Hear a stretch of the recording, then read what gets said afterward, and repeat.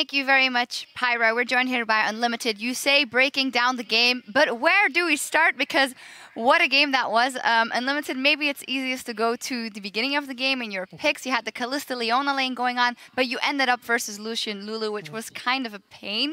Tell us about the lane swap in the beginning. Well, the Lulu Lucian is kind of counter-pick to our lane, so we want to avoid it. But Gambit played really smart. They had Ahri in top lane brush for some reason, so she ruined our plans. And she found out freeze, and then we didn't know what to do because we didn't know what they're planning to do. So I just recall, and the moment I recall, we saw them both. We saw them top lane, so it was too late. Is that where your problems early came from, you think? The fact that you were planning on doing that lane swap and not being up against that lane, and then all kind of went downhill for the early game from there? Yeah, pretty much. The game plan was to lane swap, and everything was based off that. So when we didn't, no one knew what to do. The vision was horrible, and yeah, Joey paid for it. Yeah, talking about Joey paying for it, like you had 2 early game deaths, obviously, like on both Soren and on Youngbuck. Like there should have been some kind of preparation. Like, why do you guys seem to struggle throughout the early game phases while picking up to mid game and late game and actually outplaying teams through rotations, through team play? Well, it's just more fun. Oh god. Comic relief, we need that after that long game. No, but honestly, there must be something because it is a pattern for you guys that you guys know how to play when it comes down to the wire. It just takes a while to get started in every game. Well, I think it goes back to the plan because we had a solid plan, really good. We would definitely win the game if we followed it. And then the fact that we couldn't lane swap ruined everything. So everyone forgot what they're doing and stopped warding. I don't know, stopped caring about jungler probably. And yeah, one thing led to another. Also, Gambit managed to rack up 4 dragons in that time, which I knew you guys had your eye on. At what point did you realize, well, they're going to try everything to get that 5th dragon? And it kind of seemed like you were baiting them and playing around that. Was that then some kind of a plan? I wouldn't say so. We were just desperate. When we saw 4 dragons, we were like, okay, we can't let them have the next dragon. We are stronger in teamfights, so we just face check everything. Like, if I face check a charm, then Kalista just pulls me out. So we just go in and stop them from taking the dragon, whatever it takes. Yeah, you had a lot of situations where you basically had it coming down to a smite fight. Were you just trusting airwax, or was it just like to actually go for broke? We had Kalista. It's a secret weapon.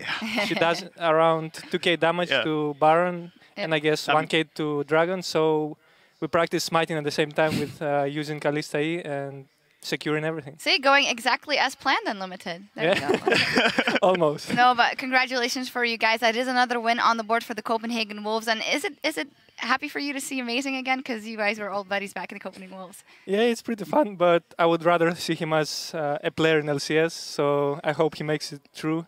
Because a few days ago or yesterday, he almost didn't make it and he scared us. But I scared myself, like, that first game. Let's not tap back into that. Don't want to talk about it. Don't want to talk about it. Just drift away. All right, but congratulations, Unlimited, on that win for the Copenhagen Wolves. Turning to the standings halfway through the week, there's only one team that remains undefeated, in the LCS, and that is SK Gaming. They top the tables and 5-0. Right behind them are Elements and Fnatic at 4-1, with the Unicorns of Love rounding out the top 4 at 3-2. Meanwhile, Gambit Gaming still winless at 0-5 at the bottom of the table. Amazing, and well, telling off this game, it's just not going well in any lane. Yeah, it seems to be really that they don't, like, even if they win the early game, they just don't know how to continue the game, how to keep the game flow going, which is so irritating because they used to be the ones that like came back from 8k down. Like remember season 3 words when they had a 6k disadvantage versus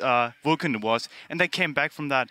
They just don't seem to have the same poise anymore, and it's really hurting me as a fan, because I used to be someone that admires like Diamondprox, that admires Edward, that admires Alexei, and the 2 guys remaining are really seem to be like hurting.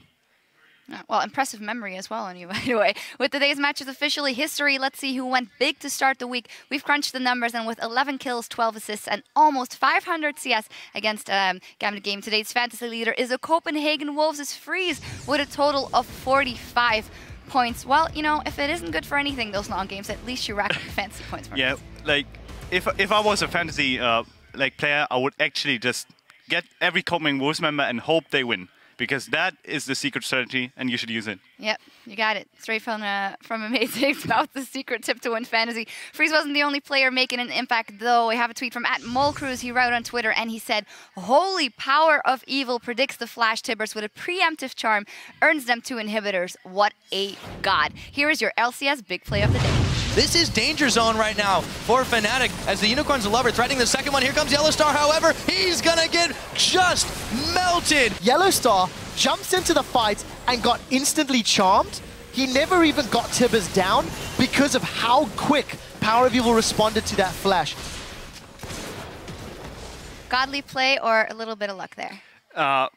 Obviously luck, but luck is part of the game, so it's obviously a big play. Remember to send in your big plays by tweeting @LL Esports, and be sure to use the hashtag LCSBigPlays, and we'll check out some of your favorites tomorrow. Now, fear not, there's more LCS coming your way tomorrow as well. Our 5 matches kick off with Fnatic versus Giants Gaming, and to close out the day, we have a clash between the heavyweights, Elements and SK Gaming. That all starts tomorrow at 6 p.m. Central European Time. That is 9 a.m. Pacific, and SK versus Elements. I know you're looking forward to that one. It's going to be crazy. You have all the storylines coming. You have Reckless versus Forgiven, like the 2 best AD carries in Europe. You have Wicked against Freddy. Again, powerhouse of the top lane. Like, everything is coming together on that specific game, and we'll really see who's king in Europe. Yeah, it'll be fantastic. That is all for us for today. From myself, Amazing, and the rest of the broadcast team, thank you very much for tuning in, and we'll see you right back here tomorrow.